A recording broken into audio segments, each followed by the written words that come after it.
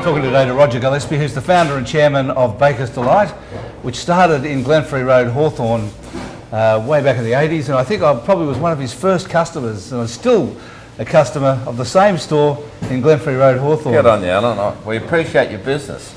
Yeah, well, I appreciate the bread. Yeah, good. So it's a fantastic success story. How many stores have you got now in Australia? 600 in Australia and some in Canada as well. Canada and 30 in New Zealand. And how's the business going in Canada? What do they think of your bread there? Going well. They love it. We need more stores there though. Right, okay. Yeah, haven't got enough. So how important is it that you were a baker to begin with, and your father and your grandfather, so that you come from a baking background? Well, you could say it was bred into me, I was bred into it, but I think it's important because also during my childhood I visited a lot of different bakeries. Unbeknown to myself, the education I was getting from that was invaluable, because I tried a lot of different breads from the European migrants who set up bakeries all around Melbourne, and that training was more important to me than I realised at the time, because I didn't know I was going to have a career in the bread industry. I wanted to be a real estate agent when I first left school, so the bread industry came later. And the look of the store and the type of the bread, I mean, when did you refine all that? It continues today. It's an ongoing process. We don't stop. The store we're standing in is a sort of a model of the early 2000s. If you go to some of our newer stores, they look a little bit different to this. We just keep refining it and refining the products and the look and the lighting, every aspect. We're always looking for a better way of doing it to make it more efficient. We're going to accommodate new technology. It's always changing.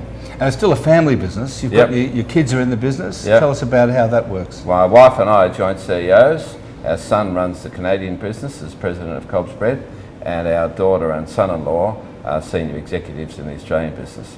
And how will the business evolve, do you think, as a family business? Well, as my wife and I become less interested in working all the time, every day, and I don't know when that'll happen because we still love the business, they'll gradually take over.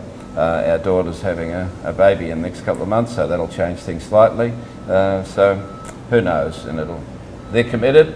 We're committed, and we'll gradually phase out. They'll take more responsibility. And do you think, what are the chances, do you think, of the business going to the third generation? I think strong at this stage, very strong, yeah, because we've got a number of franchisees whose kids are franchisees as well. So the parents started with us 15, 20 years ago when their kids were young, and now their kids have got a bakery of their own. I suppose that's the thing about a franchise business like yours, is that it's more than one family involved. There's lots of families. That's right. It's an ideal model for families, because there's a lot of franchisees that have their kids work part-time in their bakeries, and then somehow they end up running that particular bakery or buy one for themselves. So it's a family of families.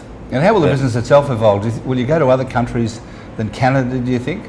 Or just grow it in Australia and Canada? At this stage, we're just growing in the 3 countries that we're in, Australia, which is New Zealand as well, yeah.